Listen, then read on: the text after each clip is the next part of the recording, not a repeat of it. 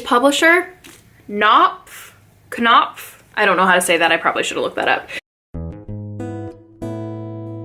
Hello everyone and welcome back to my channel. I'm Amy. I have been to my library several times within the last few days, just getting books I requested and just stopping for a browse, and decided to go completely overboard and check out a ton of books, despite the fact that it is the week of Mercedes Autumn Readathon and that I have tons of books on my shelves to read. But if you guys are interested to see the books that I decided to check out and give a go at, then go ahead and keep watching. The first book that I have here on my pile is A Bad Character by Deepti Kapoor, and this is a story about a young woman. She's about 20 years old, living in New Delhi, and her mother has died and her father is no longer in India with her, and she meets a man in a cafe and they start a love affair, and this is just about how this love affair affects her life, both good and bad. And it's also, it appears to be told in vignettes, like little tiny paragraphs and whatnot, and I've not really read a book like that, so I'm really looking forward to this one. And then this is my nonfiction pick of the bunch, especially with Nonfiction November being next month. And this is the Read Aloud Handbook by Jim Trelease. And I've heard Katie from Life Between Words talk about this book and how much she loves it. And especially with being a preschool teacher and reading aloud to kids a lot, and having that also be my favorite part of my job is being able to read to kids, I just thought this would be a great resource and something for me to check out. And I would probably want to read it anyways. So I figured now was the time.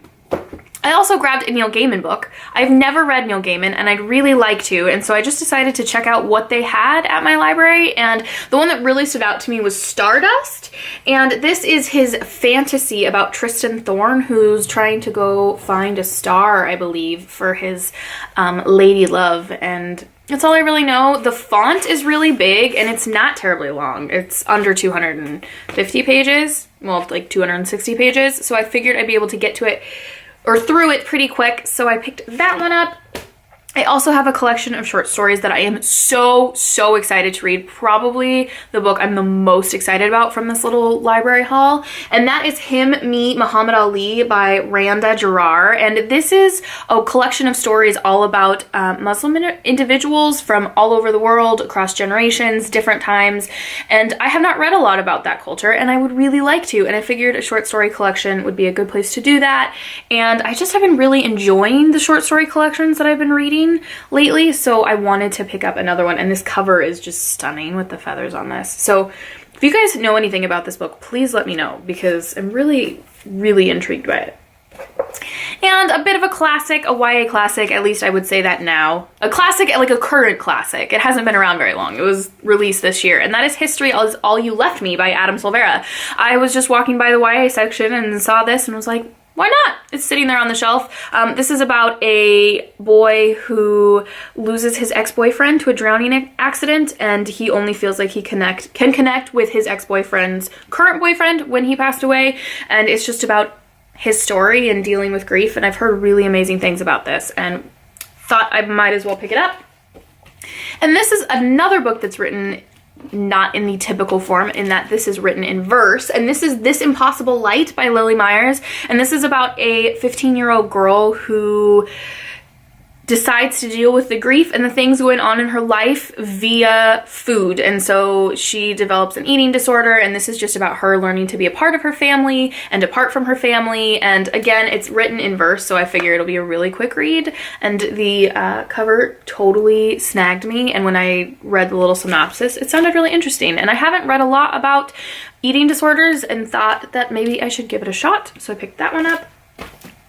This one was a total whim. The spine caught me, and the name / title of this book caught me, and that is Freya by Matthew Lawrence. And the little blurb on the front says, "Not all myths are lies," and this is about Freya, as in the goddess Freya of Norse mythology, and this is taking place in present day, and she's no longer powerful because she needs people to believe in her to be powerful. And so she's offered, let's see here, she's offered a deal from a shadowy corporation, or they kill her. She doesn't do either and kind of runs off with her friend Patrick. And it just seems like a good kick-ass book about a chick. And I figured, why not? Let's give it a shot. It's YA again, so I can get through these pretty quick. And the cover was just a lot of fun. So picked that one up too. And the last one is the one I requested today. Or that I had requested that got in today. And that is Stalking Jack the Ripper by Carrie Maniscalco. Maniscalco. We're gonna go with Maniscalco. And I've seen several people talk about this book. This is a YA historical fiction about a girl who is hunting Jack the Ripper, and it sounds like she falls in love with him.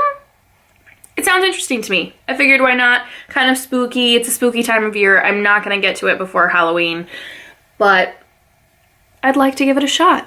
So once again, I picked it up. Those are the books I picked up from my library. Have you read any of these? Would you like to read any of these? Thoughts? Please tell me. Hopefully I get to all of them. That's unlikely, but I hope that I do. But if you guys liked this video, please like it. And if you loved it, please subscribe, and we'll see you in my next video. Happy reading.